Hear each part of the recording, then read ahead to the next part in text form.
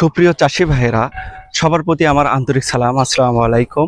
বন্ধুরা, আপনারা কি ভাবছেন যে গ্রীষ্মকালীন সময়ে শশা চাষাবাদ করে আমি সাস্টেনেবল হব, গ্রীষ্মকালীন সময়ে সঠিকভাবে শশা চাষাবাদ করব?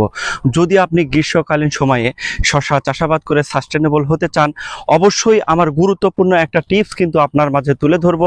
আপনারা যদি অবশ্যই এটা মেনে চলেন, সাস্টেনেবল হবেন। সবাইকে ধন্যবাদ।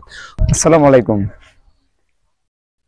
ভাই, কথা হচ্ছে কি, আপনি আমাকে জিজ্ঞাসা করছেন যে গ্রীষ্মকালীন সময় শশা ডাবল ভালো না সিঙ্গেল ভালো। তো আমি যদি আমার কথা বলি, তাহলে গ্রীষ্মকালীন সময় ডাবল লাইনটাই ভালো, বা শীতকালেও বলেন ডাবল ভালো, বা বর্ষাকালও ডাবল ভালো। এই কারণে আমার এখানে আপনি দেখতে পাচ্ছেন ভাই, এই যে দেখেন গাছের চেহারা দেখেন, মোটামুটি আলহামদুলিল্লাহ অনেক ভালো। এবং আমার খাবারগুলো হয় কি, যখন আমি ড্রেনের ভিতর দেই এবং যখন ড্রেনের ভিতর পানি সেচ দেই, তখন খাবারগুলো কি দুই পাশের গাছটা আমার সঠিকভাবে নিতে পারে। এবং সিঙ্গেল বেড যদি আমার 20টা হয়, ডাবলে কিন্তু আমার 40টা হচ্ছে। আমি ফলটাও বেশি পাচ্ছি, গাছটাও ভালো হচ্ছে, সব মিলে আর কি আমার কাছে ডাবল বেডটাই অনেক ভালো। ভাই, আমার এটা হলো জনতা শশা ভিয়েনারের। আমি হলো গ্রীষ্মকালে প্রত্যেক বছরই সারা বছরই শশা করি। তো গ্রীষ্মকালে আমি ডাবল লাইনটাই বেশি করি।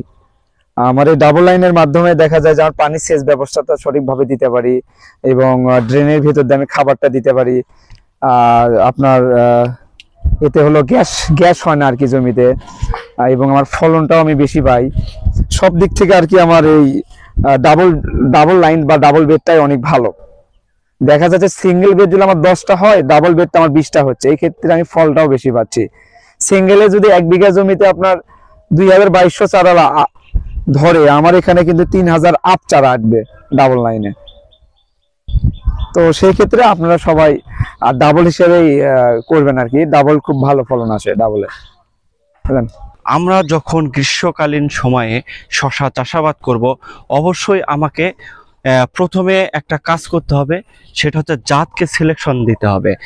আমার জাতটা যদি ভালো হয়, তাহলে কিন্তু আমি শশা চাষাবাদে সফল হতে পারবো।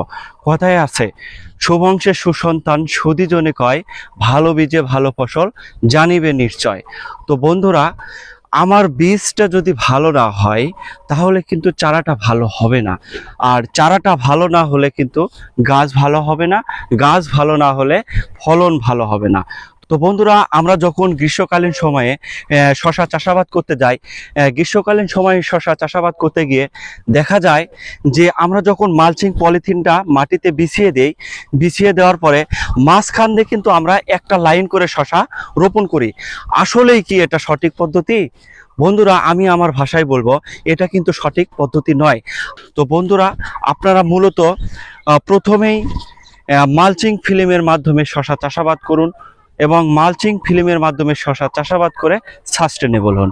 তো বন্ধুরা, মালচিং ফিল্মে শশা চাষাবাদ করতে গিয়ে আপনাকে অবশ্যই এই প্যাটার্নের মাধ্যমে শশা চাষাবাদ করতে হবে। এই প্যাটার্নের মাধ্যমে শশা চাষাবাদ করার পাশাপাশি আপনারা যে মালচিং ফিল্মের শশা চাষাবাদ করছেন, অনেকেই আছে, এই যে আপনারা মালচিংটা দেখতে পাচ্ছেন, এই মালচিংয়ের মাঝখান দিয়ে কিন্তু একটা লাইন করে কিন্তু শশার চারাগুলো রোপণ করে। তো বন্ধুরা, আমি আমার ভাষায় বলি যে আপনি যখন এই যে দেখা যাচ্ছে এখানে একটা মালচিং ফিল্ম বিছানো হয়েছে, এই মালচিংয়ের উপর দিয়ে যদি একটা লাইন করে যদি শশা রোপণ করেন, তাহলে হয় কি, এই যে আপনারা সবাই দেখুন যে এটা একটা সেচ নালা। এই সেচ নালার মাঝখানে যখন আপনি জমিতে সেচ দিবেন, তো সেচ দেওয়ার পরে আবার ওই পাশে যখন সেচ দেবেন, সেচ দেওয়ার পরে মাঝখানে যে আমার শশার লাইনটা থাকলো, এই লাইনের ভেতর কিন্তু পানিটা ওইভাবে প্রবাহিত হতে পারে না। তো আমরা গ্রীষ্মকালীন সময়ে যদি শশা চাষাবাদ করি, গ্রীষ্মকালীন সময়ে শশা চাষাবাদ করতে গিয়ে অবশ্যই আমরা এক লাইনে শশা চাষাবাদ করব না। তো আপনারা দেখতেই পাচ্ছেন, এখানে কিন্তু 2টা লাইন করে শশা চাষাবাদ করা হয়েছে। তো বন্ধুরা, একটা লাইন থেকে একটা লাইনের দূরত্ব, প্রত্যেকটা গাছের পরিমাপ কিন্তু স্কোয়ার ভাবে কিন্তু পরিমাপ করা হয়েছে। তো বন্ধুরা, 18 ইঞ্চি পর পর আপনারা শশা গাছ রোপণ করবেন। তো একটা মালচিং ফিল্মে 2টা করে লাইন করবেন।